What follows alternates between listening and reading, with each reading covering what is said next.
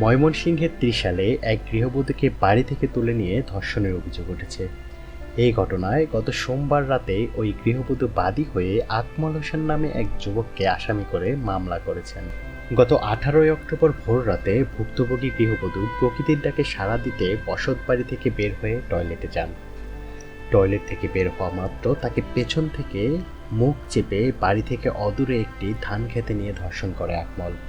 এ সময় ঘটনা টের পেয়ে ওই গৃহবধূর স্বামী এগিয়ে এলে আকমল পালিয়ে যায়। এ বিষয়ে ত্রিশাল থানার ভারপ্রাপ্ত কর্মকর্তা মনসুর আহমেদ জানান, অভিযুক্ত আকমল হোসেন একই উপজেলার বাসিন্দা।